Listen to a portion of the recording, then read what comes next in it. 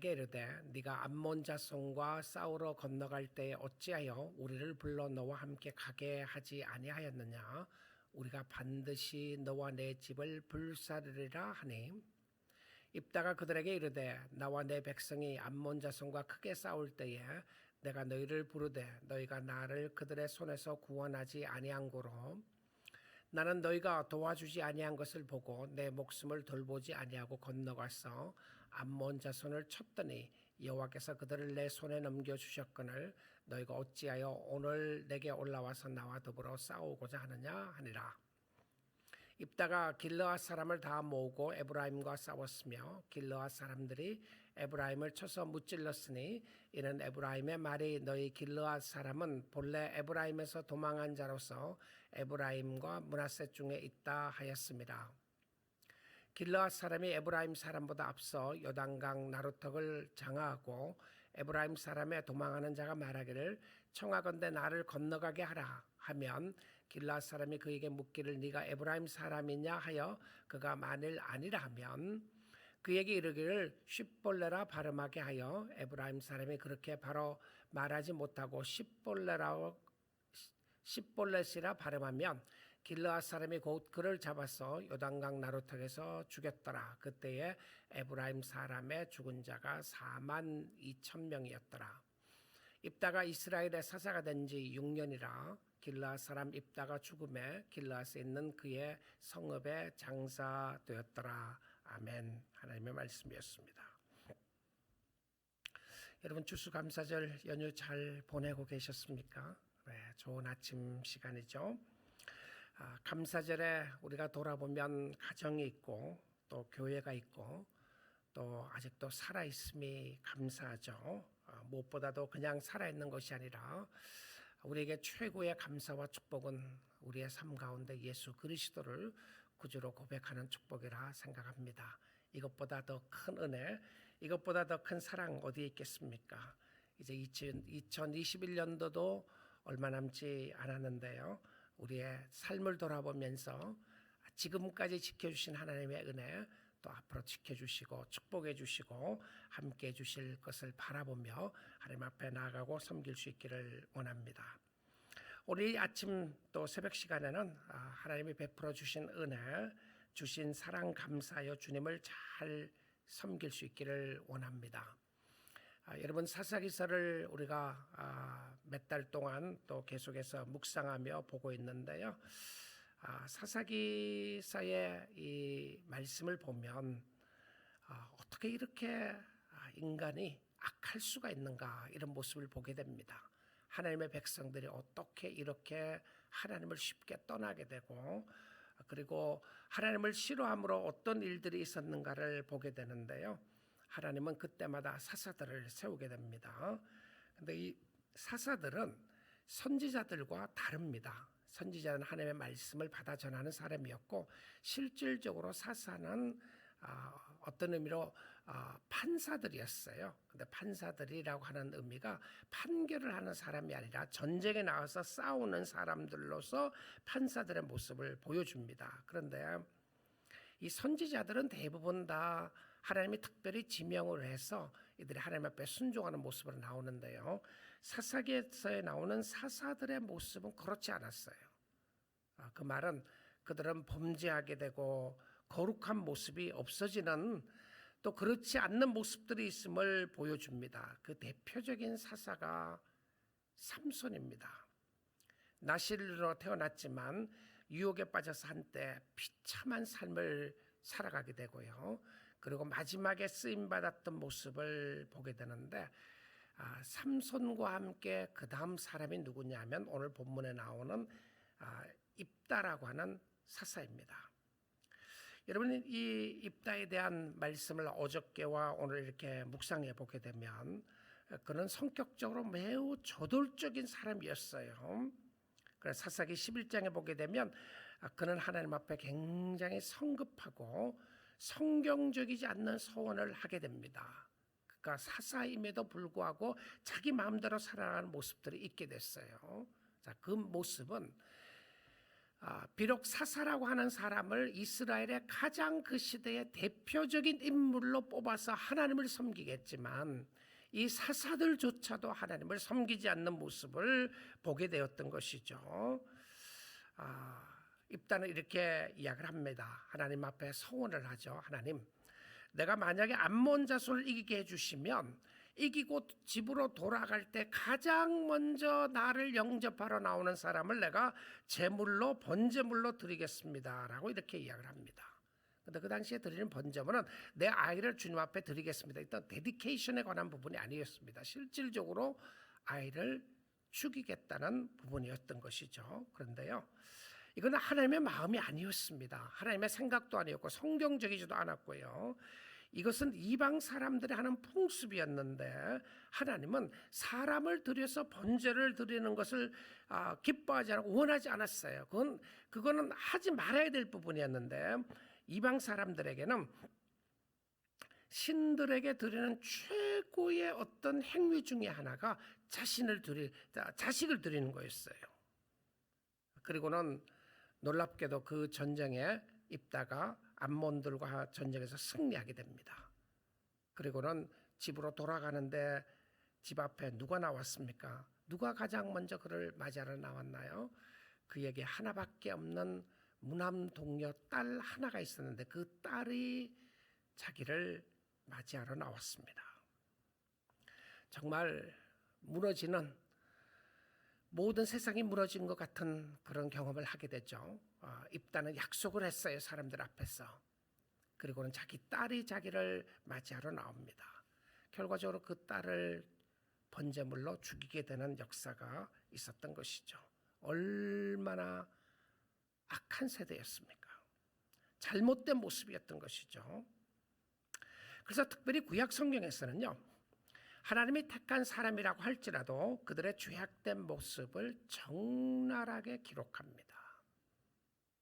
인간의 전적인 타락과 부패의 모습을 기록하는 것은 정말 우리가 전적으로 구원받는 것은 하나님의 은혜임을 깨닫게 해줍니다. 우리가 한 해를 돌아보면서 성도로서 또한 직분자로서 아마 잘못한 것이 많이 있을 겁니다. 내가 그렇게 살지 말았어야 됐는데, 올 한 해도 돌아보면 내가 직분자로서 이렇게 살아서 됐나, 이런 부분들이 있을 겁니다. 그럼에도 불구하고 하나님께서는 우리에게 기회를 주시고 다시 세워주시는 것이 감사한 일이죠. 하나님께서 우리에게 주시는 믿음도 은혜의 선물입니다. 여러분, 믿음도 선물이라고 생각해 보셨나요? 믿음은 처음부터 나에게 있었던 것이 아닙니다. 나에게 어떤 독특하고 특별한 믿음이 있어갖고 내가 주님을 의지하고 주님을 사랑하고 주님을 섬겼던 것이 아니라 믿음도 하나님이 주신 선물이었습니다. 내가 믿을 수 있도록 하나님이 이렇게 하시고요. 그러고 난 이후에 그 믿는 자에게 요구하셨던 것이 믿음의 삶이었던 것이죠. 놀랍게도 오늘 본문 말씀을 이제 보기 전에 여러분 히브리서 11장에 가서 보면 믿음의 사람에 대한 이야기가 나오죠. 히브리서 11장에요. 여러분, 이 특별히 입다에 대한 이야기를 읽으면서 우리는 질문을 던지지 않을 수가 없습니다. 바로 히브리서 11장 32절에 나오는 말씀 때문에 그렇습니다. 내가 무슨 말을 더 하래요? 기드온, 바락, 삼손, 입다. 그러니까 이 사사들 중에서 입다의 이름을 여기 기록하고 있어요. 그리고 다윗 및 사무엘과 선지자들의 일을 말하려면 내게 시간이 부족하리로다. 만약에 히브리서 11장 32절이 없었더라면, 기록이 없더라면 그냥 입다의 모습을 보게 되면 저게 무슨 믿음의 모습인가 생각할 부분들이 있어요. 그렇지 않아요? 근데 이 히브리서 11장에서 입다를 기록하는데 여러분, 믿음의 사람들은 늘 완벽하게 사는 사람들이 아닙니다. 믿음의 사람들은 실수하지 않는 사람이 아니고요. 믿음의 사람들은 죄를 짓지 않는 사람들이 아니고, 믿음의 사람이라고 할지라도 믿음이 있음에도 불구하고 우리는 하나님의 말씀에 때론 거역할 때가 있어요. 그 말은 우리가 죄를 지을 때가 있다는 것이죠. 그런데 우리로 하여금 또 질문을 하게 하는 것은 입다의 어떤 모습이 믿음의 모습이었는가? 웬만하면 믿음의 모습이 어떤 것이었다고 하는 것을 히브리서에 기록을 해주고 있고요. 그리고 그 사람들의 모습을 보게 되면 기도의 사람이었든지 예배의 사람이었든지 힘들고 어려울 때 믿음으로 주의 백성들을 섬겼던 모습이 있다든지 기록이 되어 있는데요. 특별히 사사들의 이야기에 있어서는요, 이 믿음의 역사들을 개인에 대한 부분의 믿음의 역사를 다 빼버립니다. 히브리서에서는요. 이만큼 이 시대가 어두웠습니다. 그런데 세상이 아무리 어둡고 힘들고 어렵다고 할지라도 믿음의 사람들이, 하나님의 택한 사람들이 있다는 것이죠. 여러분, 엘리야 시대 생각나시죠? 엘리야가 그렇게 이야기를 합니다. 바알에게 절하지 않는 사람은 나밖에 없습니다. 하나님은 뭐라고, 너 무슨 소리 하는 거냐? 바알에 무릎 꿇지 않는 수백의 사람들을 내가 준비해놨다고 이야기를 합니다. 엘리야 생각은 자기 혼자밖에 없는 줄 알았어요. 그렇게 배교적인 사회에 살고 있었지만 믿음의 사람들이 믿음을 지키며 힘들고 어려운 가운데서도 믿음을 지키며 사는 사람들이 있었음을 보게 됩니다. 믿음의 사람들이 있었던 것이죠. 자, 그런데 그들의 이 믿음의 행위를 전체적으로 11장 33절부터 34절 이렇게 그냥 요약을 하고 끝냅니다. 개인적인 믿음의 모습을 이야기하지 않고요, 전체적으로 이야기해요. 그들은 믿음으로 나라들을 이기기도 하며 의를 행하기도 하며 약속을 받기도 하며 사자들의 입을 막기도 하며, 다니엘이라는 생각이 나요. 사자들의 입을 막았다는 의미가, 자, 불의 세력을 멸하기도 하며 칼날을 피하기도 하며 연약한 가운데서 강하게 되기도 하며 전쟁에 용감하게 되어 이방 사람들의 진을 물리치기도 하며, 아마 입다의 부분이나 삼손의 부분이 이 부분일 것 같다는 생각이 듭니다. 전쟁에 용감하게 되어 이방 사람들의 진을 물리치기도 했다고 하는 이 모습 말입니다. 자, 우리가 믿음이 필요하고 은혜가 필요한 것은 이 세상이기 때문에 그렇습니다. 지금이라는 것이죠. 지금 믿음으로 살아야 하는데 나중에 천국 가면 믿음 필요 없어요. 왜냐하면 다 보이고 다 느끼고 다 알 수 있기 때문에 그러는데요. 믿음으로 모습 중에 살아야 될 것 중에 하나가 우리가 세상만이 아닙니다. 어떤 경우는 이렇게 생각해요. 내가 세상에서만 믿음이 필요하다.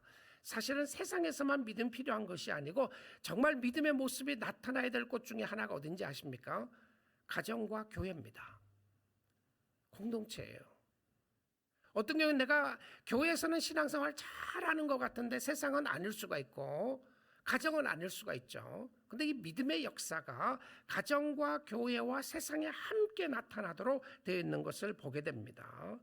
근데 여러분, 믿음의 모습으로 가장 잘 살아야 될 곳이 교회가 아니겠습니까? 그렇죠. 믿음의 사람들이 모여 있는 곳이 공동체가 교회니까요. 그럼에도 불구하고 교회가 그렇지 않다는 거예요. 여러분, 교회를 통하여 실망하고 하는 건 너무 절망하지 마시고요.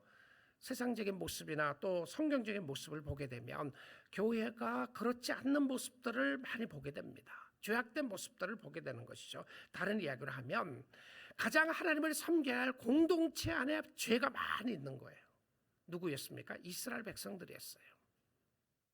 이스라엘 백성들에게 있어서 이 사사시대에 하나님을 섬기고 하나님을 사랑해야 될 공동체 안에 죄악된 모습들이 많이 있는 것을 보게 됩니다. 어떤 모습인가요? 오늘 본문을 통해서 살펴보겠습니다. 자, 입다가 암몬 족속들과 전쟁을 해서 승리하고 돌아옵니다. 근데 이때에 승리를 못마땅해 하는 사람들이 있었습니다. 놀랍게도 승리를 못마땅해 했던 사람들이 이방인이 아니라 동족 이스라엘이었어요. 자기 백성들이었습니다. 같은 민족들이고 같은 동족이었는데요. 1절 한번 보겠습니다. 에브라임 사람들이 모여 북쪽으로 가서, 에브라임 사람들입니다. 암몬 족속들도 아니고 블레셋 족속들도 아니고 주위에 있었던 이방 사람들이 아니라 에브라임 사람들이 모여 북쪽으로 와서 입다에게 이르되 네가 암몬 자손과 싸우러 건너갈 때에 어찌하여 우리를 불러 너와 함께 가게 하지 아니하였느냐. 우리가 그 전에 보았어요. 가자니까 안 가겠다고 그랬어요. 그런데 승리하고 돌아오니까요, 뭐라 그래요? 왜 우리를 안 불러서 우리와 함께 가지 않았느냐고 그럽니다. 자, 여기까지 읽으면 그랬는가 보다 생각할 텐데 그 다음 표현을 보십시오. 우리가 반드시 너와 내 집을 불살리려 하니 너 죽여버리겠다. 너만 죽이는 것이 아니고 너의 가족을 다 죽이고 너의 집을 다 불살라버리겠다. 아니, 이런 표현이 있을 수 있는 표현인가요? 자, 전쟁에 가서 승리했습니다. 야, 입다 정말 멋지다. 하나님이 입다와 함께했고 하나님이 우리 백성들과 함께했고 우리 민족들과 함께했으니까 지금 이때는 지파가 나눠져 있는 상황이에요. 당신의 지파도 우리 형제인데 형제들이 나가서 승리했으니까 우리 함께 셀러브레이트 하자. 얼마나 좋으냐. 그렇지 않아요. 뭐라 그래요? 이 승리의 기쁨을 만끽해야 될 상황 속에 자기가 그 자리에 없었다는 것 때문에 화난 거예요. 왜 너만 누리느냐? 왜 우리는 뺐느냐? 왜 너만 축복받느냐? 하나님이 너와 함께만 하느냐? 자, 그런데 이 모습 속에서 보니까 정말 여러분, 죄가 무섭습니다. 이 죄악의 심각성을 우리가 알아야 돼요. 죄가 무서워요. 이 시기 질투가 얼마나 무서운지 보십시오. 잘 되는 것 시기하고 질투합니다. 누가요? 형제들끼리 그럽니다. 형제들끼리. 모르는 사람들하고 시기하지 않아요. 여러분, 시기와 질투는요, 가까이 있는 사람하고 하는 거 아시죠? 형제와 자매와 교회 안 공동체입니다. 그냥 싫은 거죠. 저 사람이 잘 되는 거 싫은 거예요. 근데 함께 축복을 해줘야 될 상황 속에서 축복하지 못하고 너와 너 집을 반드시 불살라 버리겠다. 자, 그때 이 입다의 대답 속에서 그 상황을 조금 우리가 파악을 할 수 있고 이해를 할 수 있게 됩니다. 입다가 뭐라고 그러는지 2절 3절 볼게요. 입다가 그들에게 이르되, 지금 사사 입다입니다. 나와 네 백성이 암몬 자손과 크게 싸울 때 내가 너희를 부르되, 그렇죠? 여기서 나오죠? 배경이에요. 아까는 뭐라고 그랬습니까? 왜 안 불렀느냐고 그랬잖아요. 근데 입다의 상황 속에서, 입다의 말 속에서 상황을 보게 됩니다. 너희가 나를 그들의 손에서 구원하지 아니한 거로, 그 위기에 처했을 때 도와달라니까 안 도와주는 거예요. 자, 그리고는 상황 파악을 합니다. 이 전쟁에 가면 질 것인지 이길 것인지 상황 파악을 하는 거죠. 그러니까 자기가 손해 날 것 같으니까 안 갔어요. 근데 이겼단 말입니다. 근데 이긴 거는 또 싫은 거죠. 여러분, 이 인간의 마음속에 정말 다양한 죄악된 모습들이 있음을 보게 됩니다. 만약에 이 전쟁에 가서 승리할 것을 확실했다면 아마 붙었을 거예요. 힘들고 어려울 때 안 될 것 같으니까, 오라니까 자기가 죽을 것 같고 힘들 것 같으니 안 갔다가 승리하고 오니까, 그러면 어떻게 해야 되겠습니까? 정말 잘했습니다. 우리가 미안합니다. 미안합니다 말해야 되지 않아요? 미안하기는커녕 너 죽여버리겠다. 너와 너 집을 불살라버리겠다. 이렇게 이야기를 해요. 자, 그리고 3절입니다. 나는 너희가 도와주지 아니한 것을 보고, 그렇죠? 나는 너희가 도와주지 않는 것을 보고 내 목숨을 돌보지 아니하고, 그러니까 죽음을 각오하고 이런 부분이죠. 위협을 무릅쓰고 내가 건너가서 암몬 자손을 쳤더니 여호와께서 그들을 내 손에 넘겨주셨거늘 너희가 어찌하여 오늘 내게 올라와서 나와 더불어 싸우고자 하느냐 하니라. 여러분, 싸울 대상이 누굽니까? 이 이스라엘 백성들이요, 싸울 대상을 잘못 고릅니다. 이 사사기서에 쭉 보시면 나오는 것 중에 하나가 이스라엘 백성들이 싸울 대상을 잘못 골라요. 실질적으로 싸워야 될 사람들은 그 이방 사람들인데, 원수들인데 그들과 싸우지 않고 형제들끼리 싸우게 되죠. 나중 베냐민 지파와 싸우는 모습 속에서 베냐민이 거의 없어지게 되잖아요. 한 지파가요. 형제들끼리 싸웁니다. 싸우는 것도 대단해요. 형제들끼리 싸우는 데는 한 마음으로 딱 뭉칩니다. 이방 족속들과 싸우러 나가자니까 안 가고요. 형제들과 함께 자기가 공공의 적이 생기니까요. 함께 뭉치는데 그 공공의 적이 누구였냐면 형제였어요. 여러분 교회 안에도 그럴 수 있습니다. 교회 안에도 A라고 하는 사람이 싫으면 내가 싫었는데 누가 A라고 하는 사람이 싫어하는 사람을 또 만났어요. 그 사람하고 얼마나 가까워져요. 그리고는 그 사람을 공격의 대상으로 삼기가 너무 좋은 것을 보게 됩니다. 근본적인 모습이 무엇이죠? 우리의 마음속에 있는 시기와 질투에 관한 부분이에요. 공동체를 허무는 것이, 가정의 공동체를 허무는 것이 결과적으로 시기와 질투인데, 이 사건을 인해서 동족들끼리 싸움을 하게 됩니다. 자, 12장 4절에서 6절 한번 볼게요. 입다가 길앗 사람을 다 모으고 에브라임과 싸웠으며, 원수들과 싸웠다가 암몬 족속과 싸우다가 에브라임과 싸우게 됩니다. 형제들끼리 싸움이 붙었어요. 길앗 사람들이 에브라임을 쳐서 무찔렀으니 이는 에브라임의 말이 너희 길앗 사람은 본래 에브라임에서 도망한 자로서 에브라임과 므낫셋 중에 있다 하였습니다. 5절 봅니다. 길앗 사람이 에브라임 사람보다 앞서 요단강 나루턱을 장하고 에브라임 사람의 도망하는 자가 말하기를 청하건대 나를 건너가게 하라 하면 길앗 사람이 그에게 묻기를 네가 에브라임 사람이냐 하며 그가 만일 아니라 하면 그에게 이르기를 십볼렛이라 발음하라 하며 에브라임 사람이 그렇게 바로 말하지 못하고 십볼렛이라 발음하면 길앗 사람이 곧 그를 잡아서 요단강 나루턱에서 죽였더라. 그때 에브라임 사람의 죽은 자가 4만 2천 명이었더라. 이게 여러분, 이게 정말 말이 되는 소리인가요? 발음 한마디에 발음입니다. 십볼레라고 발음할 거냐, 십볼레로 발음할 거냐, 암호 같은 것이었죠. 암호였습니다. 근데 이 발음 하나에 잠깐 틀린 것 때문에 죽은 사람이 4만 2천 명이었습니다. 근데 누구였습니까? 에브라임 사람을 갈라내는 방법 중에 하나였던 것이죠. 와, 정말 무서운 세상이죠. 그렇죠? 인간이 살아나가면서 얼마나 비극적인 역사가 있는지를 보게 됩니다. 하나님이 함께해 주시지 아니하시고 하나님이 도와주시지 아니하시면 우리는 아무것도 할 수 없어요. 입다에 성급하고 보복하고자 한 모습으로 말미암아 많은 사람들이 죽게 됩니다. 결과적으로 마음속 깊은 곳에서 우리가 일어나는 아픔과 어려움을 보게 되면 시기와 질투로 통해서 나오는 자기 자존심 문제였어요. 사실 입다가 이 자존심 상했던 부분들도 있는 거죠. 그런 상황 속에서 나타났던 모습들을 보여주고 있는데요. 우리 아침 시간에 오늘 본문을 통해서 몇 가지 좀 배울 수 있는 레슨들을 생각해보고 그리고 기도하는 시간 가지면 좋겠습니다. 사랑하는 성도 여러분, 우리가 예수를 믿지만 죄를 지을 수가 있습니다. 뭐 당연한 이야기라고 말할 수 있겠죠.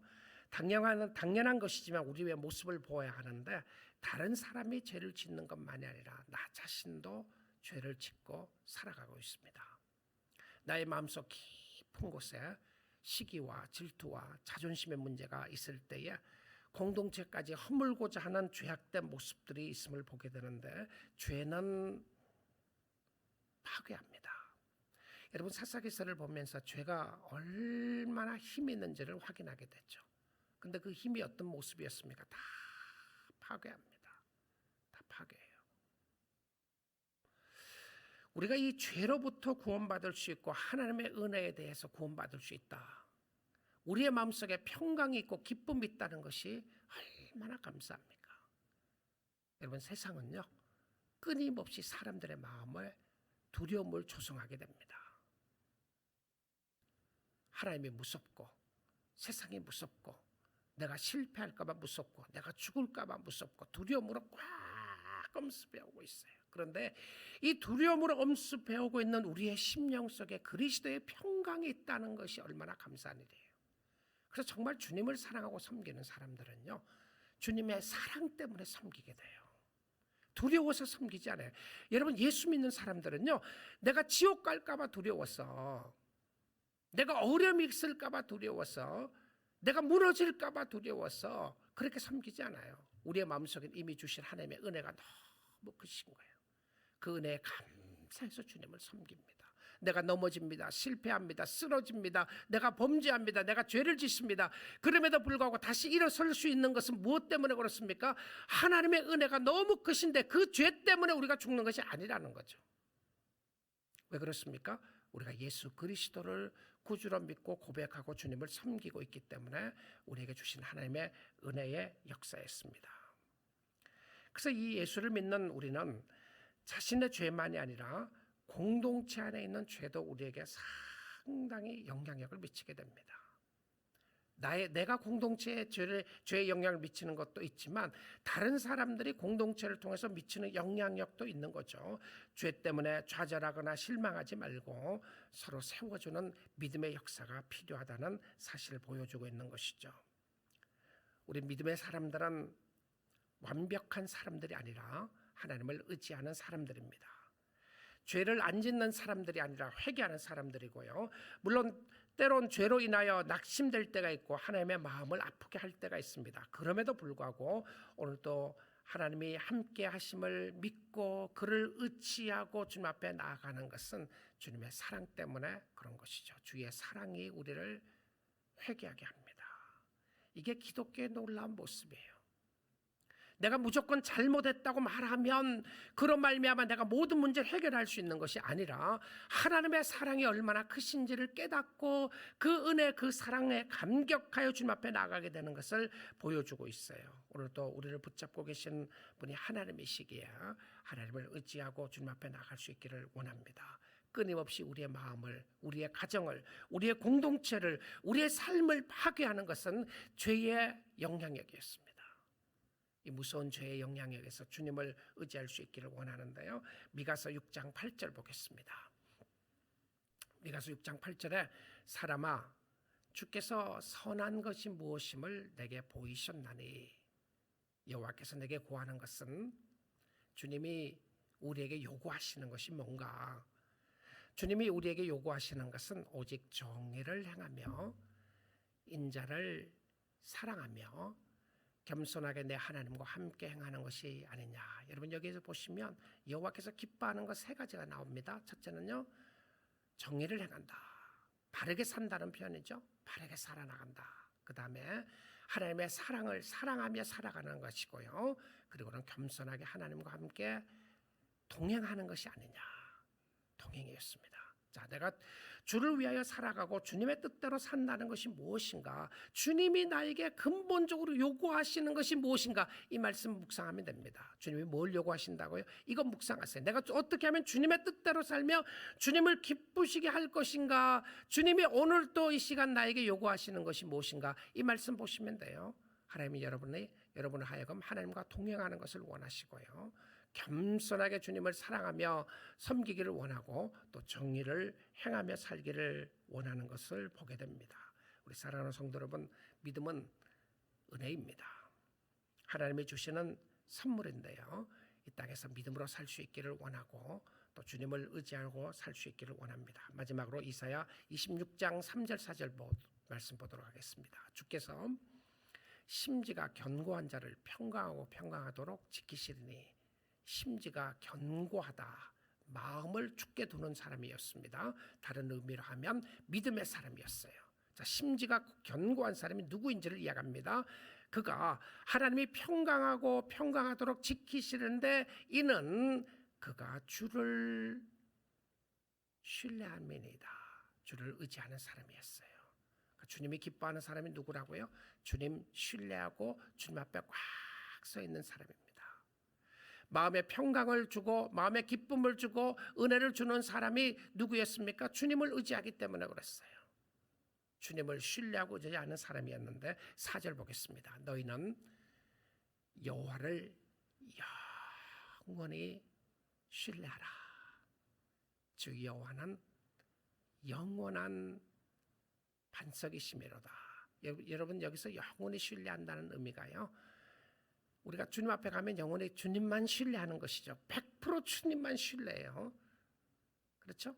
그래서 영원히 그 주님만 신뢰하는데 그때는 믿음이라는 것이 필요 없습니다. 믿음 전체가, 주님을 신뢰하는 믿음 전체가 완벽하게 나타나는 것이 천국이죠. 그런데 주 여호와는 영원한 반석이심이로다. 무슨 말씀을 하고 있는 것입니까? 여러분이 신뢰하고 의지해야 될 분은, 영원한 반석은 하나님밖에 없습니다. 예수밖에 없어요. 오늘도 주님 잘 의지하시고 믿음으로 신뢰하면서, 죄가 우리를 파괴하고 우리의 가정과 우리의 공동체에 힘들고 어려운 부분이 있다고 할지라도 믿음으로 살 수 있기를 원합니다. 믿음으로 주님 의지하고요. 다른 사람 가든 안 가든, 그 사람이 뭐라 그런 아니든 여러분이 하나님 앞에 마음을 꼭 두시고 견고하게 바로 서서 주님을 섬기는 축복이 있기를 주님의 이름으로 축복드립니다.